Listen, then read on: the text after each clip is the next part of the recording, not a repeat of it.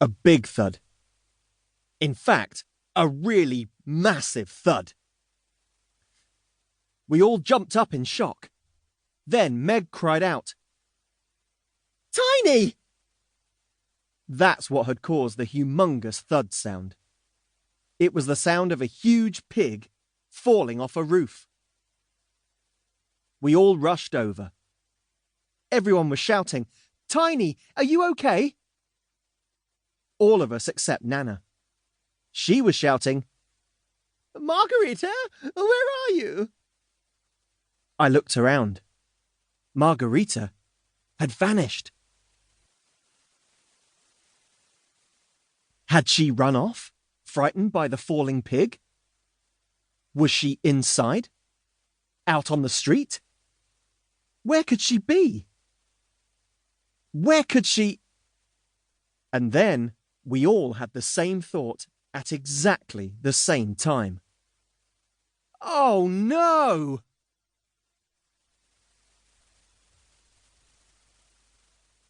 Mum looked at Dad, her eyes as wide as dinner plates. Dad muttered, "Spanjo." Meg twizzled her hair nervously. Then Tiny stood up. Dad gasped.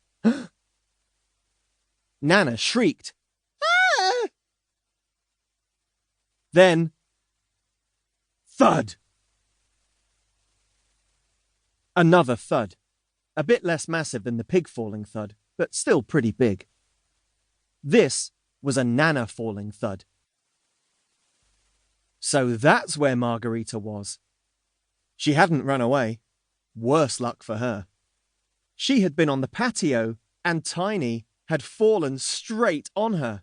A direct hit. What were the chances of that happening? But there was no time to puzzle that out. Nana had collapsed.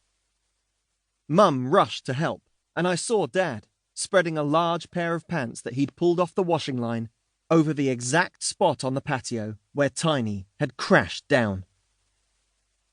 Dad turned to me. "Tom, find something to put the dog in, for goodness sake," he said. "Something big enough to take a two-dimensional chihuahua." "What?" I said, confused.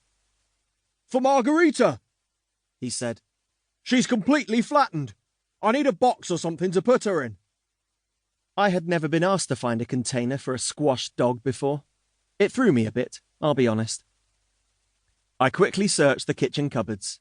Ice cream containers, sandwich boxes. Nothing was right. Curses! I ran up to my room and emptied Lego from an old shoebox. "Will this do?"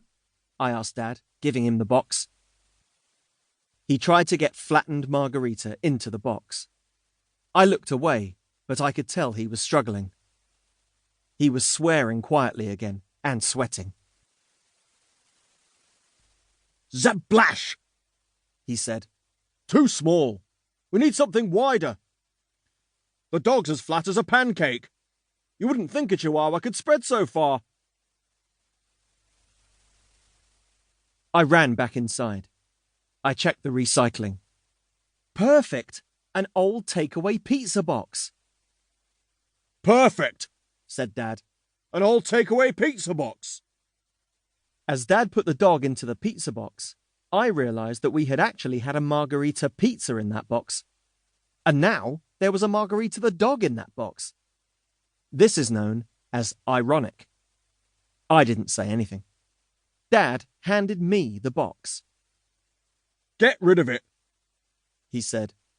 I had never been asked to do that before either, to get rid of a squashed dog. There was nowhere in the garden I could bury a box that size. The garden was too small and mostly patio. I ran out into the street. That's when I had an idea. There was a nursery at the end of the road. It was shut for the summer holidays. Great! I hopped over the fence and buried the box in the sand pit, nice and deep. By the time the kids were back in September, it would all be long gone. I sprinted back to my house. There was an